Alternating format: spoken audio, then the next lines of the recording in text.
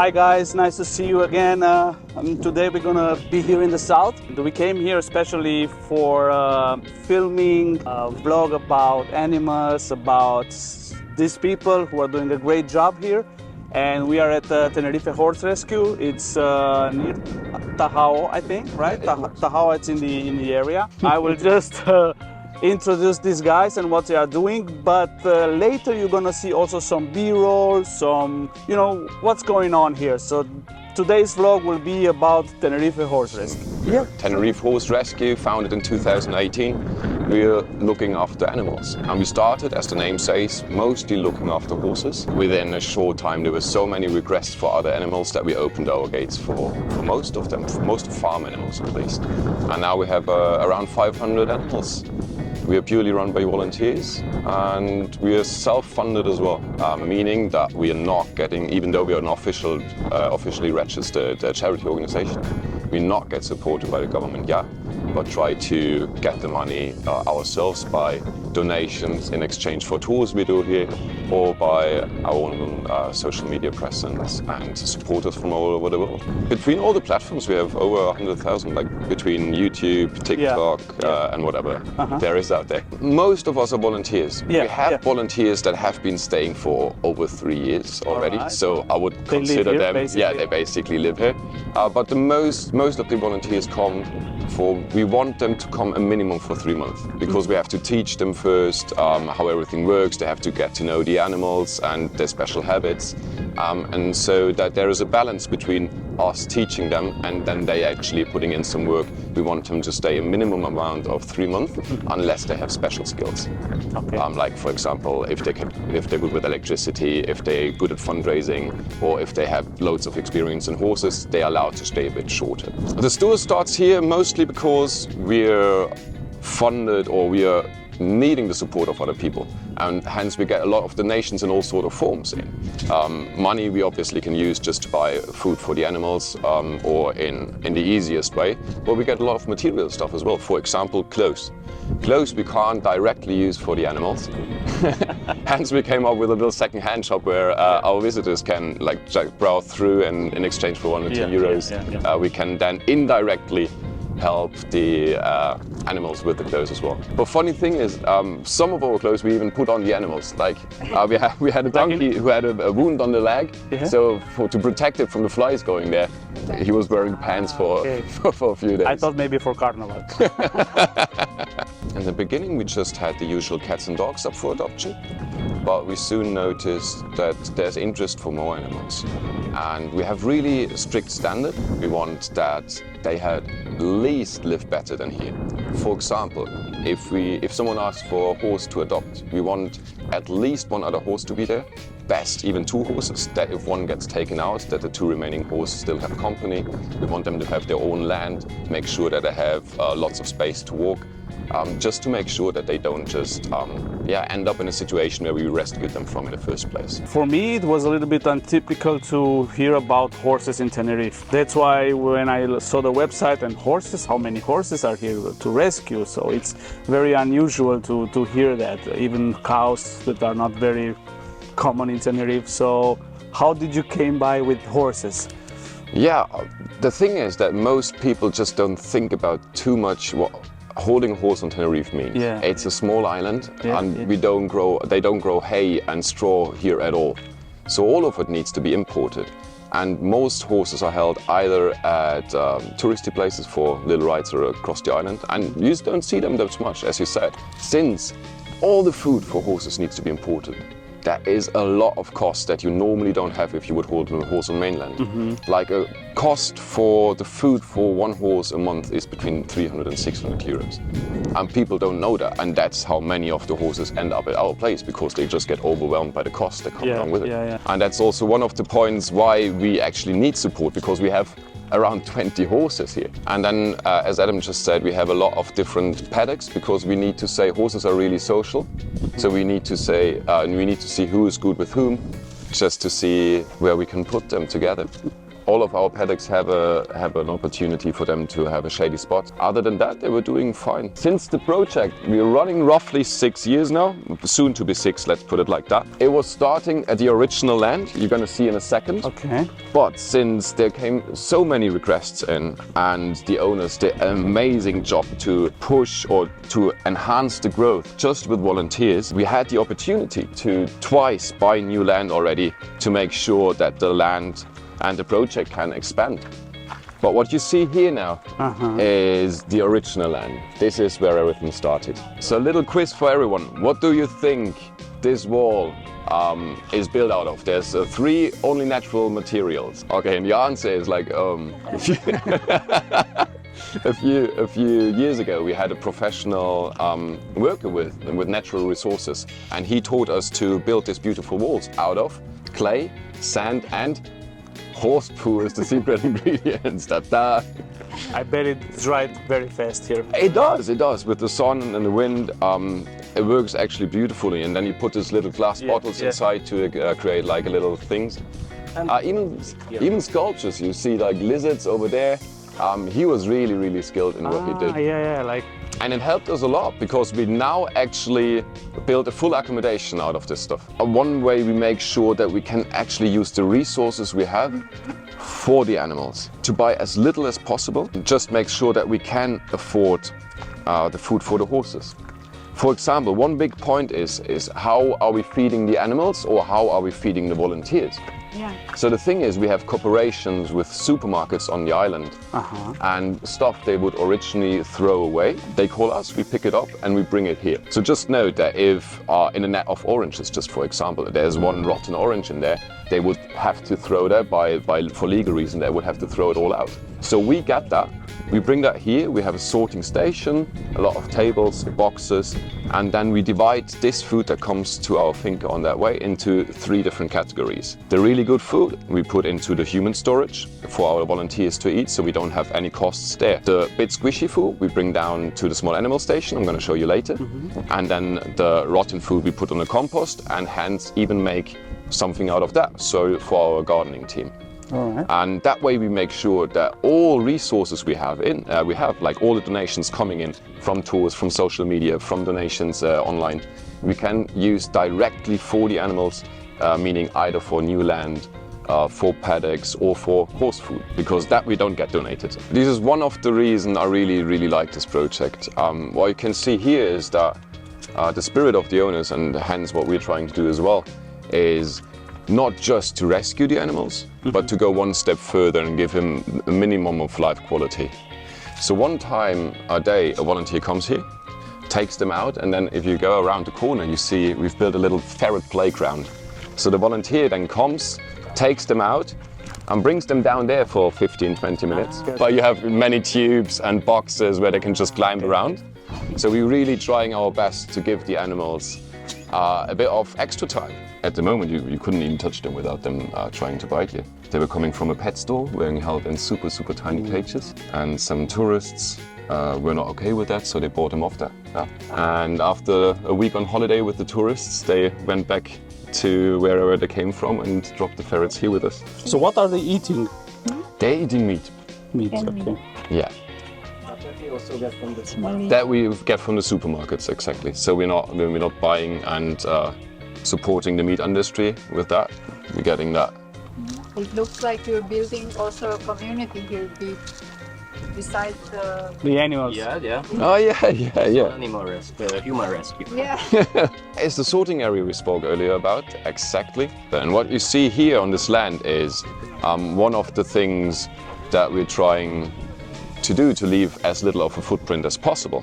So we drive around the island, we gather all furniture or pallets, we bring them here, we dismantle them into like wooden planks, the metal parts, and we even get the nails out and try to reuse them. And then out of these reusable materials, we are building our new accommodations or kitchens or paddocks. So we're trying also to use as little money as possible for the building projects. Obviously, there's some specific parts we just can't find. So these we have to buy, but This kitchen, I would say, is to 95% out of recycled materials. Also, we're running purely by solar electricity, solar panels, so no electricity from the panels. I'll show you some gadgets that we built later with our washing machine. That is also just run by manpower and muscle. The plus side of it is, since we're getting the food for the volunteers from the supermarkets, we're getting most of all our building materials from, well, thrown away stuff from the island. We can use all the donations that come in, as mentioned earlier, directly for the animals. And that is a big plus of this project, so very little gets lost on the way. This was roughly 3 years ago. This was bought then, and you see most of it is now our building area or still under construction. And then last December there was a third part of the land which is surrounding everything once again. And it was really an important step because one of the electric industry was also interested, wanting to build more of those directly next to our sanctuary. So for the future of the sanctuary, that was really important that we got this as well. The vision is definitely to help as much and as many animals as possible and find also a new home for that. We talked about adoption earlier. So just to expand, to get more paddocks in, to be able to help more animals, that is the midterm goal. And then the long-term goal is to do something to change the mindset or try to help people around the island to understand how to properly treat animals so we don't continuously have to rescue them. So to educate. Exactly. So we've been to schools close by around El Medano already, doing some PowerPoint presentations there. And we want to find an educational center here and send some of our volunteers to schools just to help people understand what is actually needed. We want volunteers to come a minimum of 3 months because then there is a balance between our profit and their profit. But there's still a lot of people that just want to come for a week and have the experience. But for us, that would mean just teaching them how it works, and then once they know how it works, they go. So that wouldn't be something that's too good for us.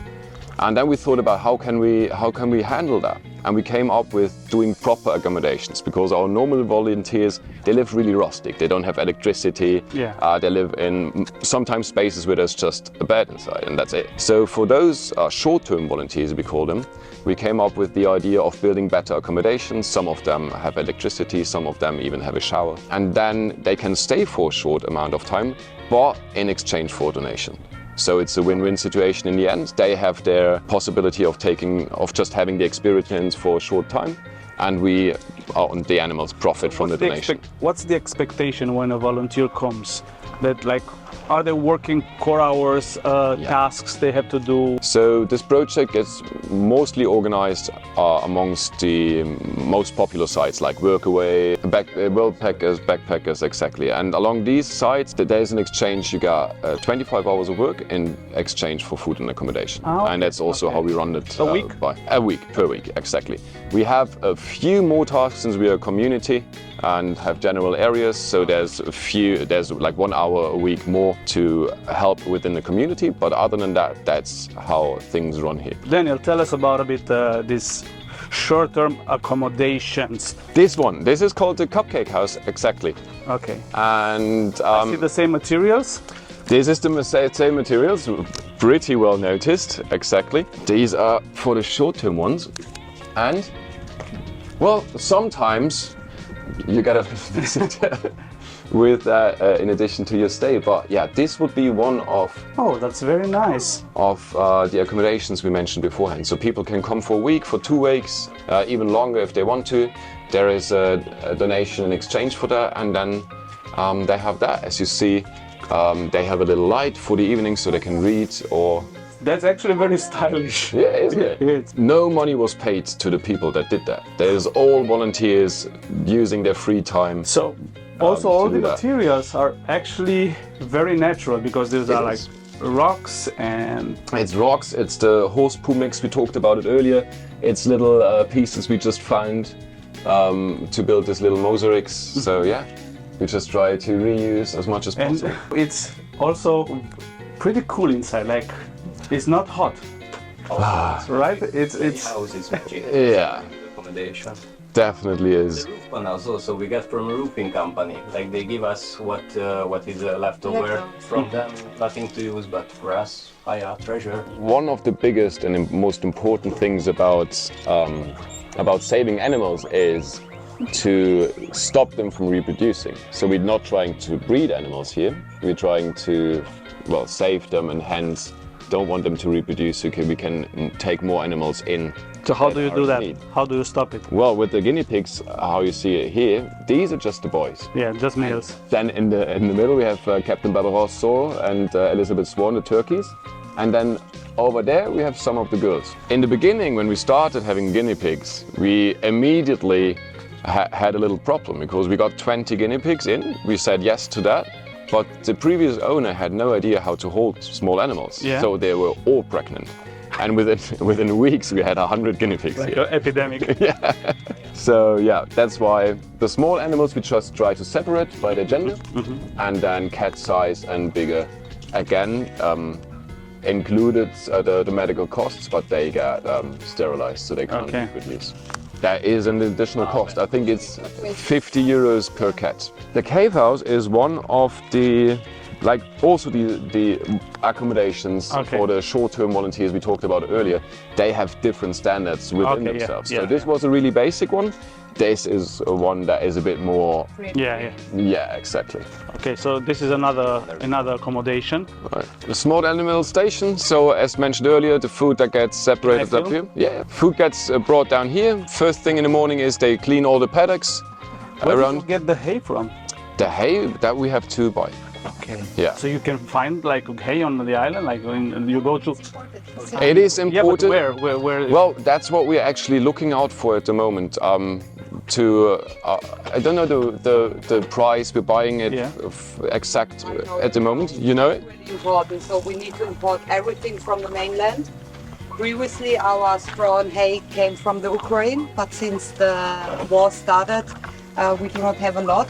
So when we still got it from the Ukraine, one of the bales was 30 euros. Now a bale of hay is 180 and the bale of straw is 120. Wow. So alone to feed the horses and the donkeys is incredibly expensive every month. And as Daniel just said, at the moment we try to find other sources which might give us kind of a discount so that we can afford on long term to feed the horses and the donkeys. Sylvia leads our small animal team and is very experienced. So as I said, they clean the paddocks first thing in the morning, then they use the food they have. They know which animals need to be fed how many times and what they eat. So they're going to prepare that and then bring it into the different paddocks. So there's a lot of volunteers applying these days. I mean, in the beginning, as you can imagine, the project was not popular. So it was really hard to find volunteers. These days, with all the social media going on, we have a lot of applicants, but there's still some special skills we're looking for, which is always drivers over 25 for insurance reasons. And then, funnily enough, even though we are in Spain, we are desperately looking for people that speak Spanish and English more or less fluently and have some experience in office work. And then also always important is construction workers or to create the beautiful accommodations you could have seen earlier. And this originally all of our donkeys were also needed to be accommodated in the paddocks you've seen before. But since we bought the new land in December, this was also available. So then we managed to use this natural half circle shape to build a beautiful outdoor area for our donkeys. And since a week, and it was working beautifully, our sheep are actually living in there as well. This is the bird paddock. As you can see, 2 doors, so always sure that none of them can escape. And then these are all former pets. People had to leave the island, left them here, and they're super interactive and super nice. Well, at least most of the times. Oh, look at them. Quite colorful as well. If you give them a bit of time and maybe some grains on your hand, they might come down and say hello. So second community area, more of our quiet community area. I mean, what does it mean quiet and not so quiet? I mean, we have between 40 and 60 volunteers. Right? Okay. So there's a lot of different needs So is it also age-based? Also, no, age-based we're not dividing up. Quiet means more that if you feel like you need a bit of more of your private time right now and don't want to be in a group or don't want to have loud things happening around you, you come here to cook. Because the rule here is no music, no loud screaming, no games that involve loud shouting. So it's just for having a nice conversation, maybe playing a game of chess and cooking or reading a book. Ah, you cook outside also. I see a stove there. Yes, we have a thing called community nights, which is twice a week, Tuesdays and Thursdays. That means one person gets off work and instead cooks for the whole community in the evenings. Okay. And on Tuesdays we always have pizza nights. Someone is making pizzas in the oven over there, you can see, for the whole community, which is beautiful. And all of these are really, really simple short-term accommodations. Yeah. Hence the donation is quite low that we ask for. That's how we wash our laundry. I love it. It's also like fitness. Yeah, it is burning some simultaneous calories. And if you would really go for it, you have a cat on your lap as well. So.